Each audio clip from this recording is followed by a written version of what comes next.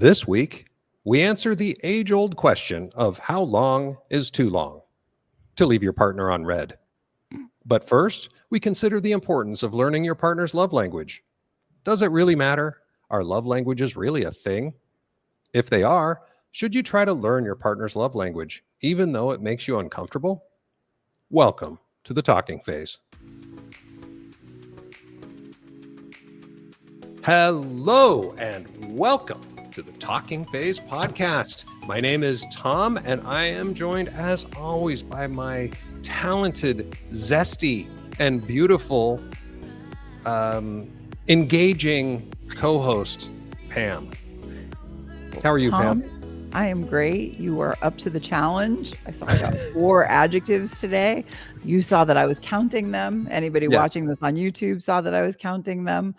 Tom is the kindest co-host any woman could ever ask for with the very sweet adjectives that I get when he introduces me. So thank you very much, Tom. You look very handsome today. Oh, thank you so much. That's very nice of you. Log on to YouTube to see how handsome you look today. in my what color is that? My cream t-shirt. I thought it was yellow. Pale yellow. Okay. Only real men wear pale yellow. Oh, I'm a real man. Yes, real man. All right, so what's happening?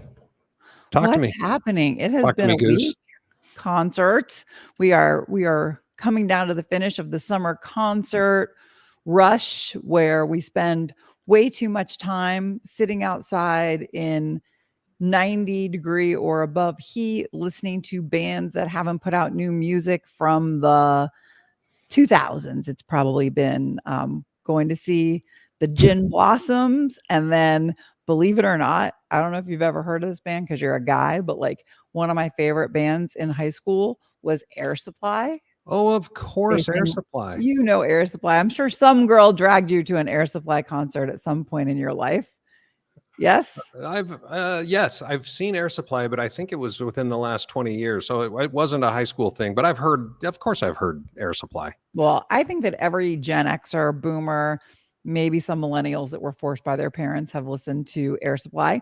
They sing all very romantic, sappy love songs. So when you go to their concert in your 50s, all you're thinking about is yourself in your teens. And so I'm going with my friend Cindy. We are going to sit in a nice air-conditioned, well, it's called D-Pack, and that's where you go for all the big plays if you live in my area. And once in a while, you are treated to an 80s band that sounds better in a theater. And so we are going to see 2 concerts, one outside and one inside. And other than that, the only thing going on here is kind of sad. Zach is getting ready and packed up to go back to college for his senior year in college. And that is bittersweet. I'm excited for him to, get to be a senior, but it's always sad when he goes home after the summer, So on a scale of 1 to 57, how old does that make you feel? Oh, fuck. Why'd you have to say 57? I'm not 57 yet. It makes me feel... You can choose between 1 and 57. It makes me feel 80. It makes me feel old to have a senior in college, but I have a daughter who, I don't know if people know, Nikki will be 30 in August. Her birthday is on the 23rd, and my birthday is on the 21st. So when she was born, or the year that she was born on my birthday, I was the most miserable I've ever been because I was 2 days away from giving birth. But having an almost 30-year-old makes having a senior in college feel good comparatively. He keeps you young then. The kids are 9 years apart. And I'll tell you, at the time, I thought, what a horrible thing to do, have your kids 9 years apart. But it is the best accidental thing I have ever done. They love each other. It is just... it's amazing having kids that are 9 years apart. They don't fight. It's great. Yeah, I think either really close or really far apart. I mean, my oldest boys are 4 minutes apart. Yeah. So there's that. Nikki says if she ever had twins, she was going to give them to me because she says there's no way she could ever handle having twins. She could. Hopefully she won't have to. But I know that that's got to be a lot more work, double the work. We always used to joke that it's about 1.5 times because if you're already doing it once, it's not a full-on experience to do it a second, to do it for another one.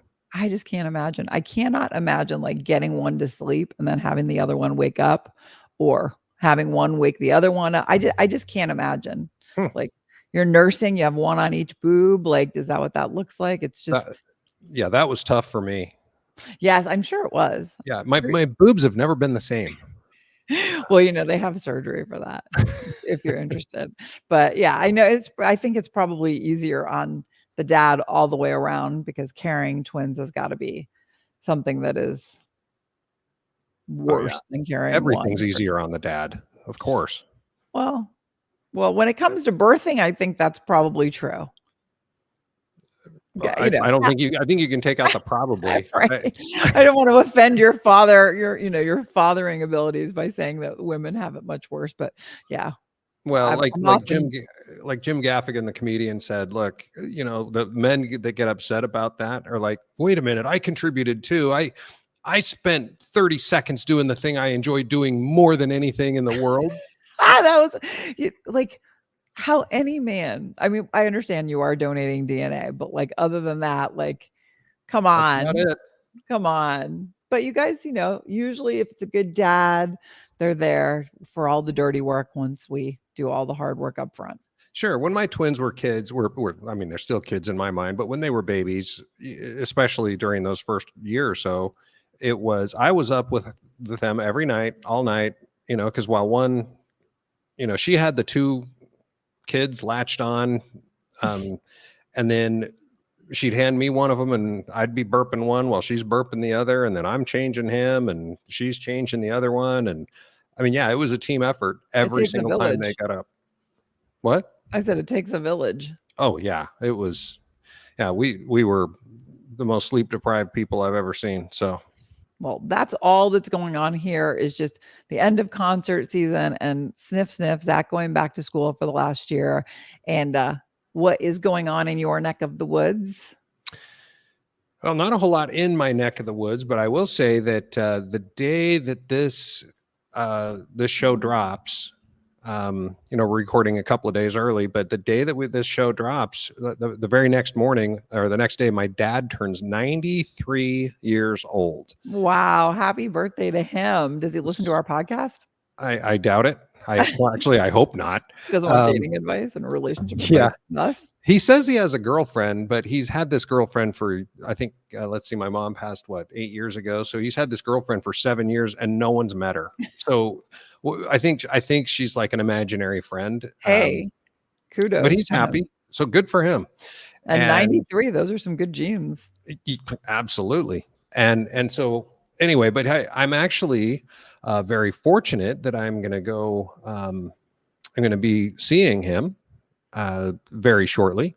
We're celebrating his birthday next month. So I'm heading out to Salt Lake for actually for a week or two. We've talked about it before, but the cousin connection is coming up. So my mom was the oldest of 8 kids, and so there were 16 aunts and uncles, and they each had a passel of kids. So there were 49 grandkids, and those 49 grandkids have all grown up, got married, and had kids of their own. And so they're grandkids and great grandkids and great great grandkids, and the whole community is going to be together on the 14th of September in Salt Lake. So I'm getting pretty darn excited about seeing them all.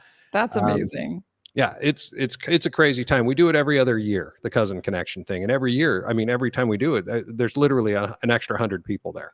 It's because bunnies. It's like bunnies. Well, it's Mormons. Well, they know how to procreate. I'll tell you Mormons that. are like bunnies. Yeah, exactly. Well, it still sounds really fun. My family, my dad's brother and my mom's sister got married.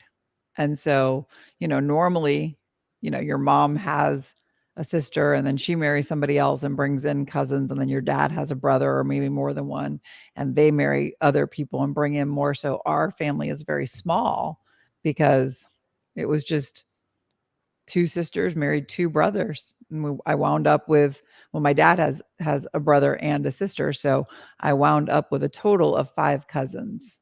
Wait a minute. Your mom's brother married your dad's sister? Yep. My mom and my dad met because my aunt and my uncle were married, and so they were younger, And my dad's a year younger than my mom. So, in high school, my mom was like this super hot 17 or 18-year-old, and my dad was like still a little nerdy 16-year-old. And so they met because they were constantly forced together at family functions, and they weren't at all interested in each other. And Wow. my mom went on to get married to somebody else for a short time. And then after that marriage, she was older and my dad was older, and they were clearly thrown together one last time, and it stuck. And they fell in love and got married and had myself and my sister, my sister is also 5 years younger than me and was born on my birthday, 5 years That's one after of I those was things born. we have in common. Yeah, it's My bro- very interesting that we both have siblings born on the same day, but Yeah. different years. Wow, that's crazy. Okay, well, now that we've talked a lot about the habits of Mormons to procreate, um, And my Brian, small family. who's the most recent in our crew to procreate, um, how you doing, Brian? Doing great. Two things. First of all, Pam, I am so jealous you're going to go see Air Supply because I am not all that of love. I would love to go see that in Oh, concert. what about Oh, making love out of nothing at all, though, Brian? we got to do whatever works. You do Number that watching. two, even though my sibling, I say my siblings, I have one sister. But I was not born the same day as her. However, in the spirit of siblings being born the same day, I'll take yours and I will give you same church, different pew. My wife and I are siblings. So my sister, What? hear me out. Hold on. My sister and my wife's brother share the same birthday. So there you go. It's a little different, right? But we're making it work. Sister-in-law and brother-in-law share the same birthday. Okay, I'm doing good. I'll shut up now. They're birthday twins. It was just complicated for me, like sister-in-law, brother-in-law. I'm Yeah, just gonna start singing "All Out of Love," and I'll call you it a had day. me at my sister and brother are married. I think that's what you said. Yeah, that's what I thought you said too. Yeah, That's why I had to keep going because I knew that I was going to open up a whole can of worms if I buried the did lead. This, so yeah, bury that lead as deep as it can go. It's going to be a very interesting. Well, I appreciate that. So yeah, we'll just edit that part out, maybe. Leave it. It's great. That's my favorite part of the day. Well, before we, well, now that we've done that, again, we've had some great, very interesting, weird conversations so far. But let's get into our topic, and this is a topic that Pam and I have talked about a little bit, not a lot. Some of the times we do these topics, we will have spoken for weeks on end and argued and I can't budge her and she can't budge me on anything, and then we get on the show and we basically share the same thoughts, but then one of us moves a little bit here and there. But this one we haven't really spent a lot of time talking about. And so, but it's a big deal, especially in the dating world. So I assume almost everyone's at least heard of this. And we're going to be talking about a book and a concept called the 5 Love Languages. Okay. And if you haven't heard of it, here's just a little bit of a background. This is a book written by a guy named Gary Chapman. And I read it a long time ago. And I honestly, I cannot figure out why. But if you go to a bookstore, it's in the Christian section. But I don't recall it being like a very religious book. And maybe I just blocked that shit out. I don't remember anything religious in it. But anyway, it was first published in 1992 and has sold over 20 million copies. So you know that a lot of people have read this thing. And in fact, if you go look at it on Amazon, there are 93,000 ratings of this book, and it's like 4.9 stars. So it's clearly a book that a lot of people have read and a lot of people put a lot of thinking into. Pam, did you say you have read this then? I have read it. I read it at a very tumultuous time, but I have absolutely read it. Okay. I've actually read it a few times. And I personally think it's a great book. It's actually kind of, it's highly entertaining to me as well, which is another reason I can't figure out why it would be in the religion section. I can't wait to hear why it was entertaining. Yeah. Well, I learned a lot about myself, I think is what it comes down to. So that's kind of what the book is. It's called The 5 Love Languages, and we're going to talk about what those are in a minute. But before we get there, Pam, do you want to take just a minute and kind of explain the theory? Not necessarily your beliefs, although feel free to throw them in there. They're coming, don't worry. Okay. But yeah, what's the theory? I'll just a short little idea for those of you who haven't read the book. According to the theory, we all have a primary love language, or even two. And actually what that means is if you are trying to show your partner that you love them, by using all 5 love languages, you are wasting 60 to 80% of your efforts, which I find crazy. But we tend to show love to other people the way that we want to be loved. And maybe that's not the best way to do it, according to Gary. Yeah, according Gary to Chapman. Reverend Chapman. Right. I don't know what, he Yeah. clearly knew what he was talking about. He sold a lot of copies, but Yeah. And if you go to the 5lovelanguages.com or whatever their website is, they've got the 5 love languages for children, the 5 love languages for dating. I think they even have the 5 love languages for work at this point, but that's there's not shocking. The guy wrote a great book. He sold a ton of copies and he was on the money train. How many love language or how many languages can I come up with that people will buy? Yeah. I've never bought another one, but I do own the love language book. Yeah. I bought it years ago and I have bought an electronic copy somewhere. So, well, as the name of the book implies, there are 5 love languages. Okay. And we're going to run through those really quick. The first one is, well, the first one in the list. It's not the most important one or anything. I'm not trying to rank them or anything. The first one that they list is words of affirmation. The next one is quality time. Then there's physical touch, acts of service, and receiving gifts. Now, this is really important that everybody understand that these are love languages. So even if receiving gifts is not your love language, it doesn't mean that you hate receiving gifts. I enjoy receiving gifts, but I'll be blunt. I don't give a shit. From a love perspective, I don't know that somebody loves me because they bought me a gift. So that's just kind of an important thing to talk about. And I'm sure we'll talk more about that. But I think a lot of people have formed an opinion about this concept about the love languages. They're either, this is the coolest thing that's ever happened, or this is the dumbest theory that they've ever read. There's very little in between from what I've seen.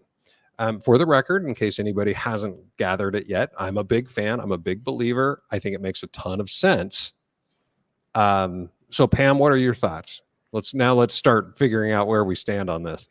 Well, I mean, I've read the book. I think that a lot of the time, people who are encountering this book are encountering it at a low point in their relationship.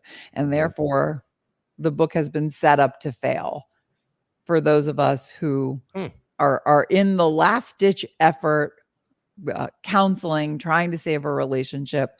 We're going to get into that in a little while, but I will say that having picked the book up again recently, knowing that we were going to discuss it, I didn't go back and read it word for word, but I did read the love language portion, thought about it and how it pertains to me, and thought about how it pertains to parts of my life. And so I don't know if I love the love languages.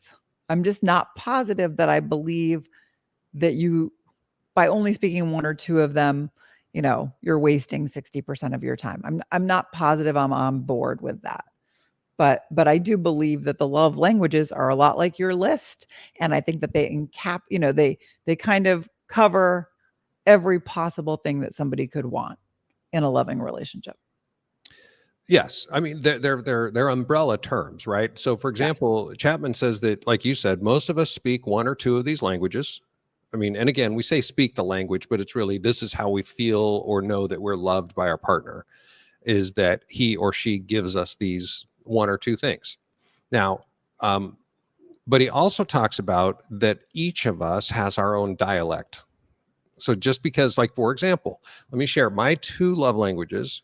And I think they're probably pretty even, are words of affirmation and physical touch. Now, when you hear about words of affirmation, you might think that I need somebody to affirm me all the time. Like, Tom, you're really cool. Or Tom, you're really good looking. That is not what I need. In fact, that makes me uncomfortable when people say that. But for me, I've kind of renamed my own dialect, and I call it words of acknowledgement. So it's really just an acknowledgement. It's just, hey, how you doing? So it's just if we're sitting at home watching TV or watching a football game or something, and it's just, every 45 minutes or so, it's kind of an acknowledgement that I exist. It's like, hey, how you doing? You good? Yeah, I'm good. Done. That's what I need. And it's a weird thing. That is Uh, weird. and I acknowledge that. And so I don't need, I'm not a quality time person. I enjoy spending quality time when I'm with my partner, but that's not what makes me feel like I'm loved. Having her say, hey, you doing all right? For some reason, that makes me feel good. And then in terms of physical touch, again, a lot of people think that every guy wants physical touch. Women always say, oh, of course it's physical touch. They say that all the time. Well, I actually, for me, non-sexual physical touch is how I feel mostly loved. It's, again, if we're sitting there watching TV or we're in a movie theater or whatever it is, she reaches over and rubs my arm or walks by me when we're in the kitchen. And I know it's dumb. It almost sounds like a girly thing, but to me, that is how I know that she cares about me. What does she Those are have my to do? dialects. What does she have to do when she walks by you in the kitchen? You It just puts her hand. Oh, I'm sorry. Puts her hand on my shoulder. grabs Just your as she butt, walks by. Well, okay. grabs your butt and says, "Hey, you okay?" Yeah. Yeah. But for me, it's about acknowledging that I exist in her world. Because I don't know what caused this or whatever, but to me, those are the things that make me feel wanted and loved. Now, if she wants to buy me a gift, I'm not going to be all like, why the fuck are you buying me a gift? That's always nice. But if I never received another gift, I wouldn't feel unloved.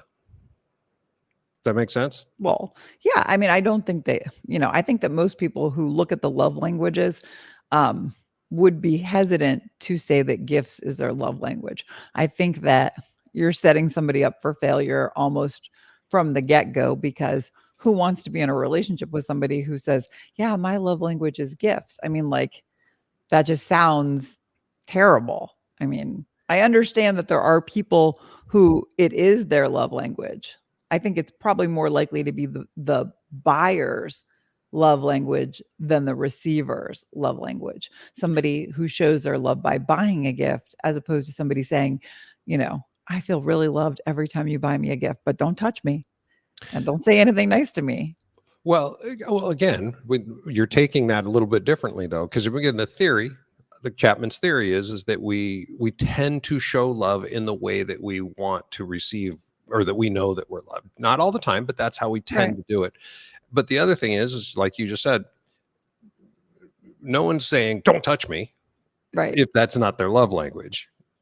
Right. It's more necessity than it's part of being a good partner. I mean, Right. acts of service is a perfect example of that, where if someone's love language isn't acts of service, well, that doesn't mean that you shouldn't perform acts of service as that's part of being a good partner.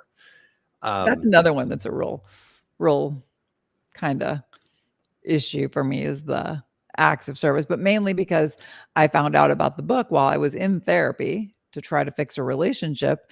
And my ex used to always say, well, your love language is acts of service. And it was always said as an insult, like, you don't want the things that I want. You don't want, physical touch. You don't want quality time. You just want me to do things around the house. That's all I am to you. And that's certainly not how I felt or would want to feel in a relationship. But at the same time, when you're finding out what your love language is in couples counseling, acts of service and gifts might be at the very top of the list, because you don't feel like you want physical touch or quality time with that person. You're coming from a negative point in your life. So I think the fact that you told me you also encountered the book for the first time in therapy. I think it's a shame that that's when we are encountering the book. I'm hoping that by doing this topic today, people will go out and get the book, because if you found it in the beginning of a relationship, it would be a much better relationship saving book if you found it before you were in couples counseling. Yeah, actually, believe it or not, I actually, when my nephews or nieces or whoever were getting married, it became kind of the standard, that the gift that I would give them, the wedding gift, would be a book, and it would be the 5 love languages. And I would always make sure I included a letter explaining unless I could sit down and take him to breakfast or whatever and explain what was going on, which I have done. But it comes down to, I want them to understand exactly what you just said. I think it is just critical that people understand how to interact with their spouse. And you talk about it. I have a friend, I'll call him a friend, who is a gifts person. He loves to receive gifts. And his wife, he shows his love to her by buying her gifts all the time. It's like he'll bring her perfume every week, or a new dress, or shoes, or whatever. I mean, he showers her with gifts. Well, she's a quality time person. Mm. She would rather spend an hour with him alone than receive a gift every week for the year. And she's talked to him about it, and he refuses to acknowledge that there's something else other than gifts, because and we've talked about he's never read the book, but I've talked to him about the love language thing, where it's like, dude, Right. You're wasting money. You're spending a bunch of time looking up gifts for her all the time, and they're always showing up at the office. Because he doesn't want him to go home, because he wants to surprise her with a new gift, and she's at home going, damn it, I don't give a shit about this. I just want to spend time with my husband. So I think that's a very stark example of someone who, just for whatever reason, he refuses to acknowledge that someone might speak a different love language. Well, I can see where that would become a huge problem. I don't know how old they are, but I can see where, if somebody, like, I don't think that I really felt like I had a love language when I encountered the book. I'm not sure what my love language is now, but it certainly isn't acts of service or gifts. It would probably be the same as yours. I don't have a subcategory. I don't need somebody to check in with me, but physical touch and words of affirmation, knowing how somebody feels, knowing that they care about me, having somebody say nice things. And also, without physical touch, I'm not even sure how any relationship survives.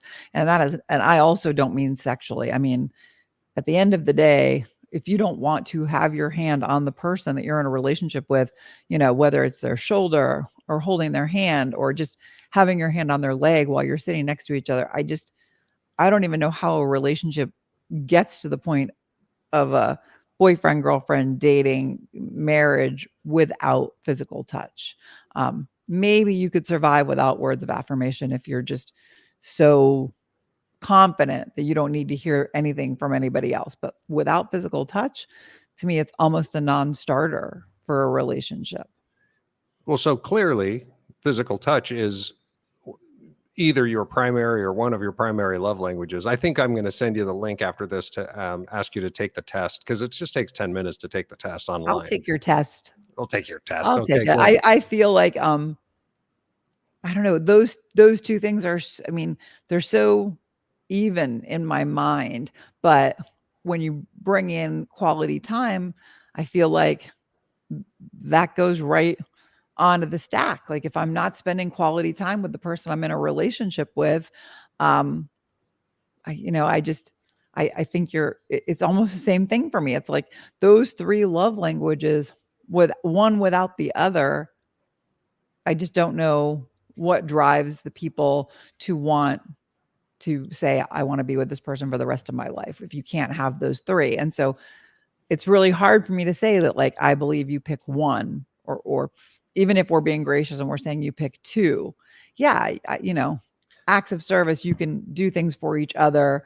It doesn't have to be a love language. It just is. And then gifts, I do like to receive gifts, and I like to give gifts, but they don't make or break my day. But the other three, I just don't know how you prioritize one over the other two. Well, and that's why you take the test, because this is like Harry Potter's wand. He didn't choose it, it chose him. But it's also the guy who wrote the book, who wrote the test. No, I understand.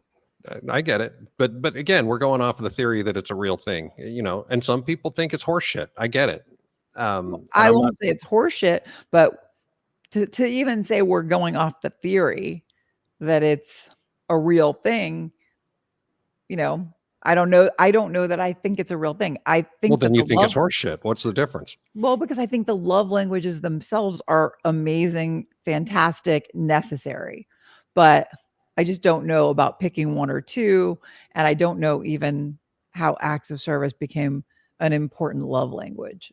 So I question some parts of the book and I lean into the parts that I agree with. So is it like partial horseshit? Well, so you believe in the stuff that you believe in and you don't believe the stuff you don't believe in. That's Like Santa, I guess. yeah. Yeah. Okay. Well, let's do this. So, I mean, for me, this is the stuff that it's important to me. So, and I'm mixing things here. I don't think the word love tank or anything like that is ever mentioned anywhere in the Five Love Languages book. Right. However, I look at it this way, and I go, look, your love tank gets full, and then over the days and the weeks and stuff like that, you're burning your love fuel, so to speak. And as your fuel gauge is getting towards empty, you've got to, something has to refill that tank because you can't run on empty forever, or Right. there's no relationship, there's no love anymore. And so the question is, what fills the love tank? And for me, it's words of affirmation and physical touch. um and so if you ask yourself, what are the things of those five, and if you can think of a sixth, well, you can write a new book about it. But if you look at those five things and you say, which of those five things truly fills your love tank, those are your love languages. The other things are just nice to have. Like I said, if someone gives me a gift, that's great, but it doesn't fill my love tank. If I get somebody that. does an act of service for me, it's nice. It's nice that they're a good partner, but that doesn't fill my love tank.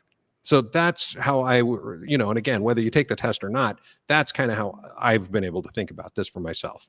Well, I want to take the test. And I definitely have a much more open mind about love languages now than I did within my marriage because I felt like being told that my language was acts of service was just a way to attack me and to say that I, wasn't an emotional person. And I think that for everybody that it depends on the person that you're with. If you're in a relationship with somebody and that relationship is good and you really enjoy being with that person, then you love languages in general. You love quality time. You love physical touch. You love being told that that person really sees you and appreciates you and thinks the world of you. Those are three different love languages. When you're in a good place, gifts, I'm a girl. We like gifts. I mean, whether it fills my cup, if I get a really great gift, like something that if somebody buys me something that I've been saying, God, I really want this. It could be $1 and I've been too lazy to get it for myself. And if somebody buys me that $1 item and shows me that they were thinking of me, and I'm thinking of my daughter and her boyfriend, because when they met, he knew that Taylor Swift was her favorite artist. We're both total Swifties. And I remember one night she went over to his house and he had gone to Target and bought her a Taylor Swift album, right when it came out. And she has never been more excited about anything. Not because he bought the album, she could afford the album, but just the fact that he has always paid such close attention to what she says. And like the gifts that he picks out for her definitely show her how much he loves her. But gifts is not her love language, nor do I believe it's his. How do But you know that? I mean, I spend a lot of time with them. I think that you've spent time with them. I think it's clear that physical touch and words of affirmation are again, I'm always down to these three love languages. They're at that point in their life where they're so in love with each other that all the love languages are in the same spot with them. He is I think we should have Adam and Nikki take the test too. maybe they should. And actually, as we were talking, I was thinking that I need to get them the book Yep. before they get married or engaged, because I think that this is the right time to figure out what somebody's love language is. But I still stand pretty firmly that when you're in a good relationship, really all five of those languages come so naturally. And when you're in a bad relationship, none of them come easily. Well, easily versus naturally, those are two very separate adjectives. So Yeah, that was actually just kind of a mistake. I'm going to stick with naturally because I think it's very natural for me to reach out and touch somebody if I like them, if I care about them. It's also very natural for me to buy them a gift or to do something that they need me to do, whether it's to give them a ride or whether it's to whatever it is that they need done. I find it very natural and I want to do it. I want to do all 5 love languages all the time. But then I think back to past relationships and I can just like almost remember that shift, you know, from really wanting to do everything for somebody to just not wanting Yeah. to. Oh, I remember that too. Yeah, no, I remember not wanting to. Yes, I'll leave it at that. But you're an act. You like to serve. I And do. so was her love language acts of service? So yes, so my second wife, the one that we always talk about because that's where my longest marriage, 18-year marriage, she her love languages were quality time and acts of service, and they were pretty much interchangeable. It wasn't like one of them was much more important to her, but those both were very important. And so the good news is I do truly enjoy serving people I love.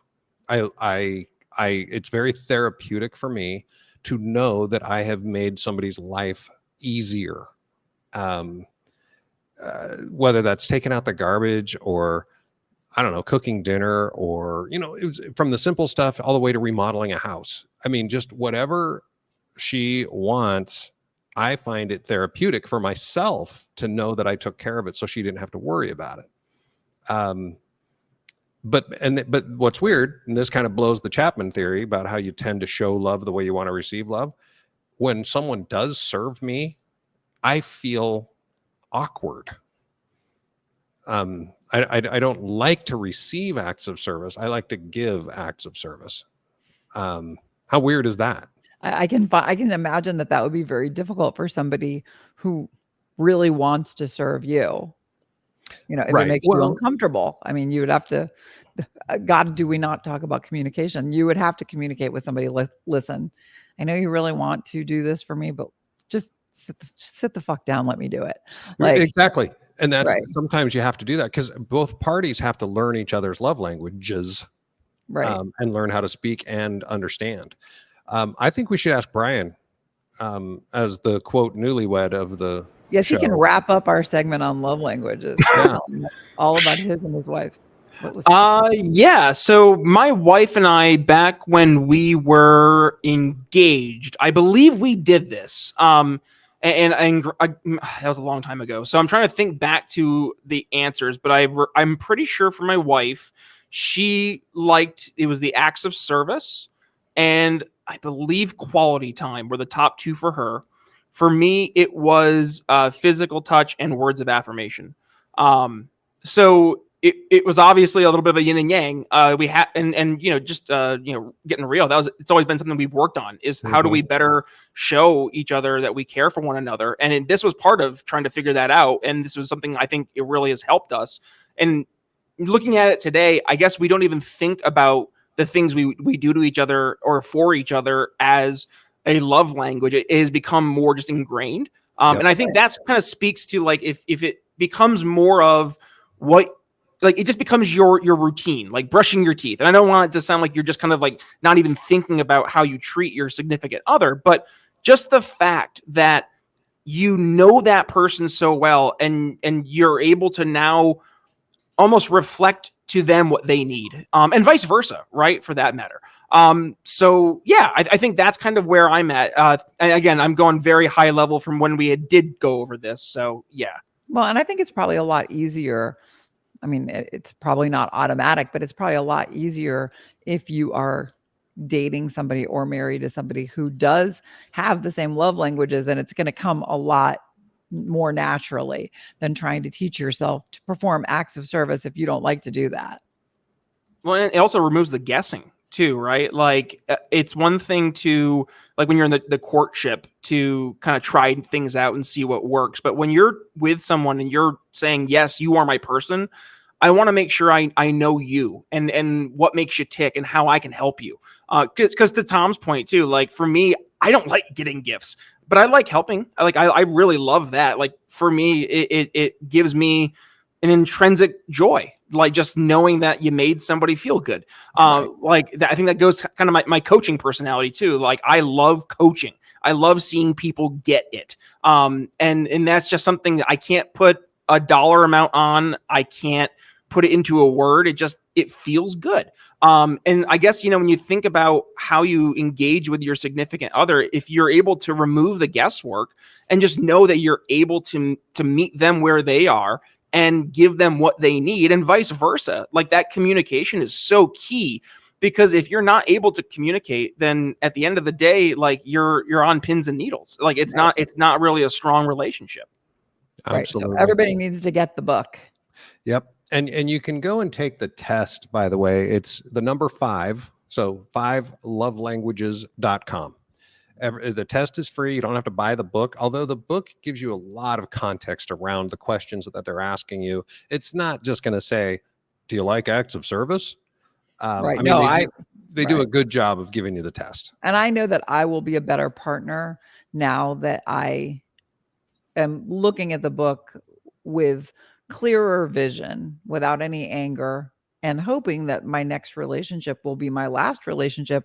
I can't understand why anybody who has that same hope would not, even if you don't know if Gary Chapman knew what he was talking about, clearly those love languages are important. Yes. All right. Well, let's do this. I mean, that was fun. I mean, I think that's an important one. If you haven't heard of the book or haven't read it in a while, I think it's a worthy thing to do, whether No, you're I agree. happily married or happily single. I think it's a great place to go. So with that, I think we ought to jump into an email from one of our amazing listeners. You've got mail. All right. Well, here we go. Hi, Pam and Tom. I've been a fan of your podcast for a while now, and I'm hoping you can offer some insight into a situation that's been really bothering me. I'm in a relationship with a guy who often takes hours or even until the next day to reply to my texts. It's been happening quite often, and I can't help but feel upset and anxious when it does happen. I understand that people get busy, but sometimes I can't shake the feeling that this might mean he's not interested in me or doesn't take our relationship seriously. I really care about him, and I want to make sure that I'm not overreacting. Does his delayed response time indicate a lack of interest, or am I reading too much into it? How should I address this with him without coming across as too needy or demanding? I would really appreciate any advice you could provide. Thanks for taking the time to read my email. Sincerely, always on red. Clever. Love the names that these people Yes. make up for themselves. Well, and it's funny. I only learned about what it meant to be left on red from Nikki because she's a millennial. But like, I always come back to the one sentence, which is, if they wanted to, they would. I feel like it serves so many different purposes. But in this email, like if he wanted to reply quickly, let's face it, we all have our phone in our hand almost most of the time. I mean, you're even in the bathroom, you're on your phone, you're listening to music, you're listening to a podcast. Like, why is it taking him so long? Nobody should take more than a day to respond to a text. Yeah, more than a day is that's some bullshit. If it's more than a day, I think their question was, it might mean he's not interested in me. Yeah, it does mean that. Right. I mean, he's probably texting it doesn't say how long they've been dating, but like, I would say this has got to be somewhat new, because this is something you would find out pretty early. But here's the question that I would want to ask. I mean, and again, as always, we only have one side of it, blah, blah, blah. We don't know. First off, we don't know if always on red is a man or a woman. This could be a same sex. No, I think it's a woman, because I think it says he multiple times. Right. So, right. I see what you're saying. Yes, it could be two men. It could be, and it doesn't really matter. I mean, everybody shows their, everybody should respond. But here's the thing: always on red's boyfriend. I'm trying to figure out, is he a surgeon? I mean, maybe he's in surgery, but also lots of contact centers. Brian and I work in the contact center space, and a lot PCI compliance. If you're ever taking a credit card, you can't have your phone with you. You have to leave it outside so that you can't take pictures of people's credit card numbers and stuff like that. So it is possible for several hours to go by where they're unable to text back. I get several People have hours, lives. but a day or 12 Overnight. hours or overnight, that's some bullshit right Listen, there. when you're dating and you're just out there and and you've been texting with somebody, you can be texting with somebody for like 10 or 15 minutes in the beginning in the talking phase. Mhm. And you feel like you're having an actual conversation. And then you're taking turns, you're waiting for them to reply before you send a second text. And you ask the last question or you make the last comment. And I used to always try to make it a question Yep. so that they knew I was waiting for a reply. I don't know. It's something that you learn along the way on the dating apps. And It's the talking phase. I swear to God, at least 50% of the time, no matter how great I thought that chat was going, I'd ask that question. It was my turn and it was crickets, like no reply. And then like the next day or the day after, they'd be like, "Oh, I'm really sorry. I got caught up and I was really busy." I'm like, "No, fuck off." Like, and that's what I would say. I would say first ask him, like if this is a relationship and you guys are dating and you don't know if he's taking the relationship seriously, but you called it a relationship, like that entitles you to ask the question, why is it taking you so long to reply to my texts? And quite honestly, no relationship is going to combust over that question. I mean, Right. But at the same time, what's fascinating, and some people have seen the TikTok that I did about that lady I was dating earlier in the year who gave me a ration of shit for responding too quickly. right. I remember that. She said, And the thing is, I've got here on my computer right in front of me, I've got Slack for work, and then I've got iMessage. So I text all day long because I'm also slacking all day long. right. I mean, it's just it comes up and I respond to it because it's basically I treat it as instant messenger.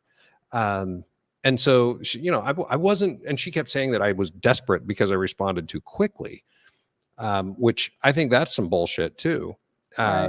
But someone actually responded to that story and said, if someone tells you how to love, run. And she was telling me you need to wait a little while before you respond or you look desperate. She, or always on red, is saying he's not responding quickly enough. Right. Which is And more the norm. right, but That at the girl same wasn't time, normal. and it always goes back to the same thing. Always on red. You need to have a conversation with your boyfriend and set some expectations and find out what the hell's going on. I think the answer is always yes. The question that she's asking, or he's asking, whoever it is, am I reading too much into it? I don't think so. No. If he wanted to, he would. I mean, at the end of the day, like if I'm texting with somebody and we're in a conversation and they get busy, they should say, "Hey, I have to go. I'll talk to you later."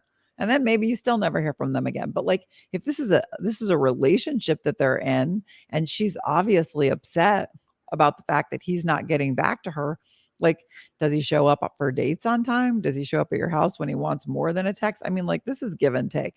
Right. For me in a relationship, like I hate the games. Maybe this is somebody in their 20s and they are looking for somebody that is more of a challenge. You actually found a woman who was looking for more of a challenge in her 50s, which in my opinion, we've had nothing but challenges.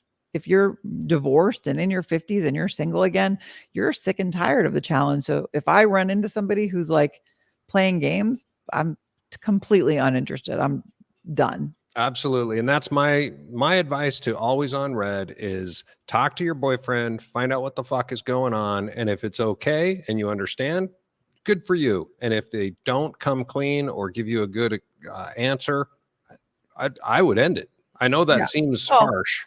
I would definitely say to him, it's unacceptable for Yeah. you not to get back to me within an hour or two. Maybe, like you said, maybe he's busy, but at the end of the day, if he doesn't get back to you the same day, he doesn't care. He's just not that into you at all. Exactly. Sorry, not sorry. That was an easy one. So listen, everybody, we love your emails. Please keep sending them. If you don't know the email address by now, it's talkingphase@gmail.com. That's talkingphase with a PH in phase. I read every single email that comes in. We will let you know when we're going to read them on the show if we select them, but I love reading them. So please keep entertaining me. We will do our best to help. And sometimes you'll like what we say and other times you can just discard it. But please keep sending in those emails. Absolutely. And thank you, everybody, for listening. Please take a few seconds right now on whatever app you're using to listen or watch us and do a quick rating and review. A thumbs up or a 5-star rating would be greatly appreciated. And in the review, go ahead and just say, I don't know, should Always on Red stay with her boyfriend or not? Just what do you think? Is 24 hours too long? Make sure you take a minute, share this podcast with your friends and your family, especially those that are always left on red, so that they know how it feels. We drop a new episode every single Friday morning, unless I screw it up, as we've talked about. And if you are into other social medias other than just listening to podcasts, be sure to follow us on Instagram, Facebook, and TikTok. Pam does an amazing job of managing all that, including reading all of your emails. So with that, until next Friday, this is Pam and Tom signing off. Well, good evening, good afternoon, have a great day, and a great weekend.